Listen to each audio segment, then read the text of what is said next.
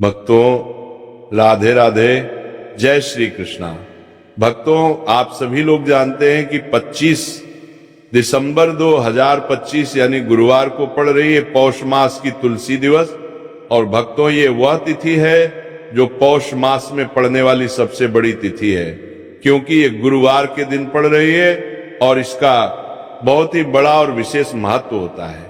पूज्य पंडितों और गुरु जी ने कहा है कि अगर कभी भी मौका लग जाए और पौष महीने की तुलसी दिवस गुरुवार को पड़ जाए तो आप लोगों को 3 तुलसी पत्ते वाला उपाय तो अवश्य ही करना चाहिए।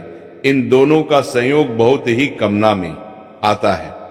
इसी के साथ में गुरु जी ने अपनी शिव पुराण कथा में बताया है, जो हमारे हिंदू धर्म के 18 प्रमुख पुराणों में से एक है। भक्तों इस दिन आपको एक 3 तुलसी पत्ते वाला उपाय तो आपको अवश्य ही करना चाहिए, क्योंकि ऐसा दिन पूरे साल में सिर्फ एक ही बार आता है। और भक्तों आप सभी लोग जानते हो कि गुरुवार तुलसी दिवस का अगर सबसे बड़ा कोई उपाय है तो वह 3 तुलसी पत्ते वाला उपाय है। तो भक्तों गुरुवार तुलसी दिवस के दिन आप लोगों को इस 3 तुलसी पत्ते वाला उपाय को जरूर करना है। बहुत सारे लोग होंगे जिन लोगों ने इस उपाय को ना किया हो, मतलब पूरा साल निकल गया, उन्होंने किसी भी दिन इस 3 तुलसी पत्ते वाला उपाय को ना किया हो। पर भक्तों आपके पास एक आखिरी मौका बचा हुआ है, जो कि 25 दिसंबर 2025 गुरुवार तुलसी दिवस के दिन है। इस दिन आप लोगों को इस वाले उपाय को जरूर कर लेना है। भले ही आपने महीने भर इस उपाय को ना किया हो, आपके पास महीने भर पर अगर आपने इस पौष महीने के गुरुवार तुलसी दिवस के दिन अगर इस वाले उपाय को कर लिया तो आपको इस उपाय को करने का वो फल मिलेगा जिसकी आपने कभी कल्पना भी नहीं करी होगी। इसीलिए आप लोग इस वाले उपाय को एक बार जरूर कर लेना है, ताकि आप लोगों के हाथ से ये मौका ना जा सके और आपको इस उपाय को करने का फल मिल सके। भक्तों ये उपाय पंडित जी ने अपनी अभी की ही श्री शिव महापुराण की कथा में बताया है जी। इस उपाय को आज हम आपको बहुत अच्छे से समझाने वाले हैं। इस वीडियो को देखने के बाद इस उपाय को समझने के लिए आपको कोई और वीडियो को देखने की जरूरत नहीं पड़ेगी। तो चलिए भक्तों उपाय को शुरू करते हैं। देखिए ये इस पौष महीने के गुरुवार तुलसी दिवस के दिन ये इतना खास होता है, इतना महत्वपूर्ण होता है। देखा गया कभी कभी बड़े बड़े पूजा पाठ अनुष्ठान से जो मनोकामना पूर्ण नहीं होते, वो पौष महीने की गुरुवार तुलसी दिवस के दिन एक छोटे से उपाय करने से ही आपकी मनोकामना पूर्ण होती है। और बहुत सारे लोगों ने इस उपाय को किया भी है और उनको इस उपाय को करने का फल भी जरूर मिला है। अगर आप लोग भी इस उपाय को करना चाहते हैं तो आप इस उपाय को पहले अच्छे से समझ लेना, सुन लेना, उसके बाद करना। आपको इस उपाय का फल जरूर मिलेगा। और इस उपाय को कर लेने से आपके घर में चाहे किसी भी प्रकार की दुख और समस्या क्यों ना चल रही हो, आपको उसका कारण भी नहीं पता है कि भाई समस्या किस कारण से चल रही है, उसका कुछ भी कारण हो सकता है। जैसे पितृ दोष हो सकता है या किसी भी तरह का मंगल दोष भी हो सकता है। तो इस दिन आप लोगों को ये वाला उपाय कर लेना है। ये एक ऐसा उपाय है जिस उपाय को अगर किसी विशेष दिन पर किया जाए तो भाई उस विशेष दिन का जो है वो तो हमें मिलता ही मिलता है। पर हमने उस दिन पर इस उपाय को किया है तो हमें उससे भी बड़ा फल मिलता है, और फल बहुत जल्दी मिलता है, क्योंकि आप इस उपाय को बहुत ही बड़े और विशेष दिन पर कर रहे हो। तो चलिए अब उपाय के बारे में बात करते हैं, लेकिन उससे पहले लोगों को यह जानना आवश्यक है कि आखिर ये उपाय किस समय करना है, किसको करना है और कैसे करना है। तो चलिए हम आगे आपको वीडियो में एक एक करके बता देते हैं। लेकिन उससे पहले अगर आप लोग हमारे चैनल पर पहली बार आए हैं या फिर मेरी आवाज आज पहली बार सुन रहे हैं तो हमारे चैनल को सब्सक्राइब जरूर कर लेना, और इसके लिए वीडियो को लाइक करके कमेंट बॉक्स में श्री शिवाय नमस्तुभ्यं ओम नमः शिवाय जरूर टाइप कर देना। तो भक्तों इस 3 तुलसी पत्ते वाला को हमें इस गुरुवार तुलसी दिवस के दिन कैसे करना है, किसको करना है, किस समय करना है और कहां पर करना है, ये सारे सवालों के जवाब आपको इस वीडियो में मिल जाएंगे। और जो ये वीडियो देखेगा भाई, उसको 3 तुलसी पत्ते वाला उपाय जरूर करना चाहिए, क्योंकि इस दिन एक तुलसी पत्ते का भी बहुत ही बड़ा और विशेष महत्व होता है। और जब बात आ जाए 3 तुलसी पत्ते वाला उपाय की, तो ये सोने पर सुहागा वाली बात हो जाती है और ये बहुत ही बड़ा हो जाता है इस गुरुवार तुलसी दिवस का। तो अब भक्तों, इस 3 तुलसी पत्ते वाला उपाय को आखिर करना किसको है, सबसे पहले हम लोग वो बात जान लेते हैं। तो देखो, घर की जो बड़ी माताएं बहनें होती हैं, उन माताओं बहनों में से कोई भी एक बड़ी माता बहन इस वाले उपाय को कर सकती है। और भक्तों, अगर आप चाहे तो अपने घर में से सभी सदस्यों को भी इस उपाय को करवा सकते हैं। अगर किसी व्यक्ति की खुद की कोई मनोकामना है, खुद की कोई दुख और परेशानी है कि वो अपने लिए ही करना चाहता है, इस वाले उपाय को तो वह खुद अपने लिए भी कर सकता है। बाकी अगर कोई घर में से ऐसा है जो कि अपने पूरे घर परिवार की सुख और शांति के लिए ये वाला उपाय करना चाहता है, तो भाई वो भी कर सकता है। उसमें भी कोई दिक्कत वाली बात नहीं। कहने का मतलब ये है कि इस उपाय को हर एक सदस्य भी कर सकता है और पूरे घर परिवार के सदस्य के लिए घर की बड़ी माताओं बहनों में से कोई एक माता बहन भी कर सकती है। माताएं बहन अगर घर में उपस्थित ना हो या वो एक वाला उपाय ना कर पा रहे हो, तो फिर घर का कोई बड़ा सदस्य भी इस 3 तुलसी पत्ते वाला उपाय को कर सकता है, चाहे फिर वो पुरुष ही क्यों ना हो, उसमें कोई भी दिक्कत वाली बात नहीं है। उसके बाद में भक्तों, जो अगला प्रश्न निकल कर आता है वो ये आता है, इस उपाय को लेकर के आखिर इस उपाय को हमें किस समय करना है, सुबह के समय करना है कि शाम के समय करना है? तो इस वाले उपाय को आप लोग सुबह के समय भी कर सकते हो और शाम के समय प्रदोष काल में भी कर सकते हो। अब अगर आप पूछो कि भाई साहब सबसे उत्तम समय कौन सा रहेगा इस 3 तुलसी पत्ते वाला उपाय को करने का, तो हम आपसे बस यही कहेंगे कि इस उपाय को आप सुबह के समय करेंगे तो ज्यादा बेहतर होगा। बाकी अगर प्रदोष काल शाम के समय भी करेंगे तो भी अच्छा होगा, उसमें कोई भी दिक्कत वाली बात नहीं है। तो अब भक्तों, जो अगली सबसे बड़ी और पूर्ण बात आती है वो ये आती है कि सुबह अगर हम उपाय को करेंगे तो हमें कितने बजे से लेकर कितने बजे तक के बीच में करना है, और शाम के समय प्रदोष काल में करेंगे तो हमें कितने बजे से लेकर कितने बजे के बीच में करना है। तो देखो, सुबह जितनी जल्दी हो सके आप उपाय को करने की कोशिश करना। बाकी अगर किसी कारणवश लेट भी हो जाओ, थोड़ी देर भी हो जाए, तो 10 या 11 बजे तक भी आप उपाय कर लेना, पर 12 बजे से ज्यादा देरी ना हो। ठीक है, बात का ध्यान रखना।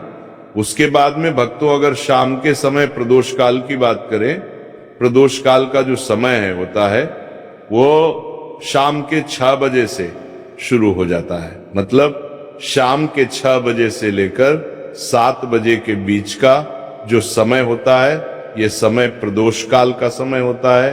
तो आप इस उपाय को 7 या 8 बजे के बीच में भी कर सकते हो।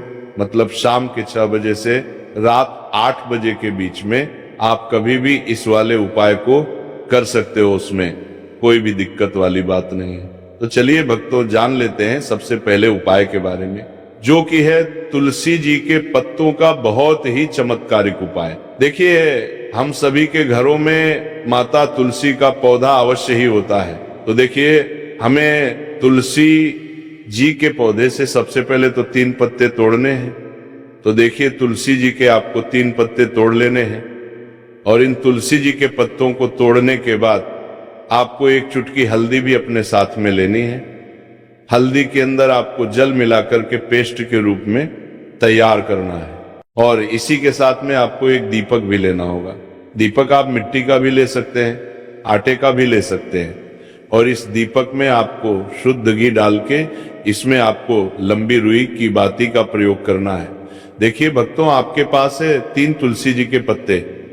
तो पहला जो तुलसी जी का पत्ता है उस पर आपको सबसे पहले तो जो आपने हल्दी है उसकी एक बिंदी लगानी है, और पहला जो तुलसी जी का पत्ता है, आपके घर में भगवान विष्णु का चाहे कोई सा भी स्वरूप हो, चाहे लड्डू को गोपाल जी का स्वरूप हो, या फिर भगवान कृष्ण की आपके मंदिर में प्रतिमा हो या फिर भगवान श्री राम की प्रतिमाएं, उनके सामने आपको पहला तुलसी जी का पत्ता अर्पित करना है।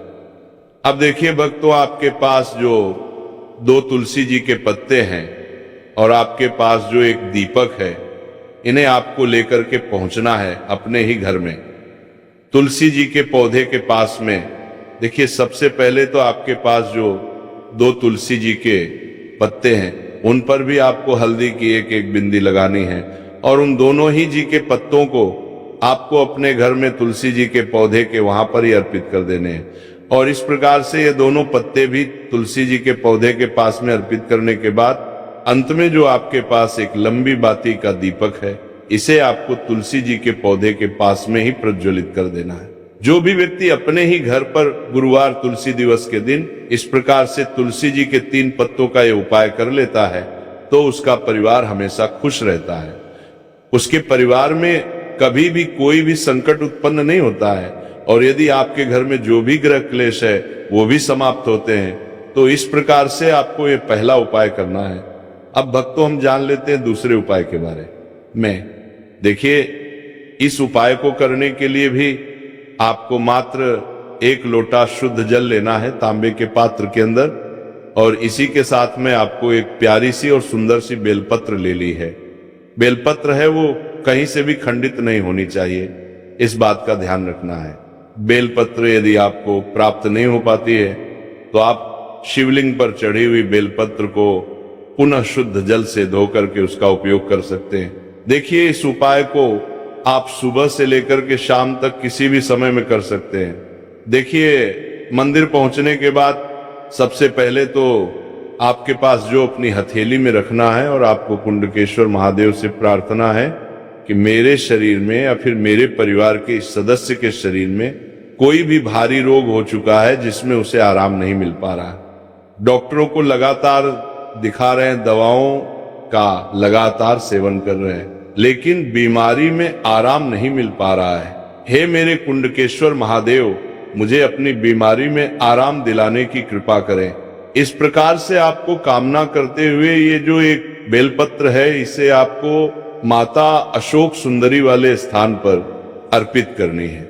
देखिए, माता अशोक सुंदरी वाले स्थान पर जब भी आप ये बेलपत्र अर्पित करेंगे तो इसकी जो चिकनी साइड है वो शिवलिंग से स्पर्श रहेगी और इसको आपको इस प्रकार समर्पित करना है कि जो इसकी डंडी है वो शिवलिंग की तरफ रहेगी और इसका जो पट्टी वाला भाग है वह जलाधारी की ओर रहेगा। इस प्रकार से आपको यह एक बेलपत्री शिवलिंग पर अर्पित करनी है। इसके बाद आपके पास जो एक लोटा जल है उसे आपको सबसे पहले माता अशोक सुंदरी वाले स्थान पर अर्पित करना है। देखिए, आपको शिवलिंग के ऊपर जल अर्पित नहीं करना है, पूरा ही जल आपको धीरे धीरे जहां आपने बेलपत्र अर्पित की थी उसी के ऊपर आपको अर्पित करना है। जल को अर्पित करते समय लगातार आपको कुंडकेश्वर महादेव का स्मरण करते रहना है। देखिए, जैसे ये जल जलाधारी से होकर के बह करके आएगा तो इसे आपको थोड़ा सा किसी भी खाली पात्र में झेलने हैं और इस जल को आपको महादेव से यानी कि कुंकेश्वर महादेव से औषधि स्वर प्राप्त कर लेना है और इसे आपको अपने घर लेकर के आ जाना है। अब देखिए, इस जल का आपको आचमन करना है। या तो आप बीमार है तो आपको इस जल का आचमन करना है, या फिर घर का कोई भी सदस्य बीमार है तो उसे आपको कुंडकेश्वर महादेव का स्मरण करवाते हुए इस जल का आचमन करवा देना है। पूज्य गुरु जी ने बताया है कि जो भी व्यक्ति इस उपाय को 5 दिन 60 दिन इस प्रकार से कर लेता है तो उसकी जो बड़ी से बड़ी बीमारी है वो समाप्त होती है।